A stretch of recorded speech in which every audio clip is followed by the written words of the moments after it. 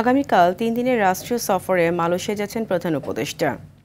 প্রধান উপদেষ্টার এই সফর খুবই গুরুত্বপূর্ণ বলে জানিয়েছেন প্রেস সচিব শফিকুল আলম। তিনি বলেন, এই সফরে অনেকগুলো সমঝোতা স্মারক স্বাক্ষর হবে। সফরের মূল ফোকাস অভিবাসন নিয়ে আলাপ ও বিনিয়োগ। দুপুরে রাজধানীর ফরেন সার্ভিস একাডেমিতে প্রধান উপদেষ্টার মালয়েশিয়া সফর নিয়ে প্রেস ব্রিফিংয়ে তিনি এসব কথা বলেন। শফিকুল আলম বলেন, মালয়েশিয়া বাংলাদেশের জনশক্তি রপ্তানির জন্য একটি গুরুত্বপূর্ণ বাজার। সফরে মালয়েশিয়ায় আরও বেশি জনশক্তি পাঠানোর সুযোগ সৃষ্টির বিষয়ে আলোচনা হবে এবং এই বিষয়ে কয়েকটি সমঝোতা স্মারক স্বাক্ষরিত হবে। 12 আগস্ট একটি বিজনেস কনফারেন্সে প্রধান উপদেষ্টা যোগ দেবেন বলে জানান শফিকুল আলম।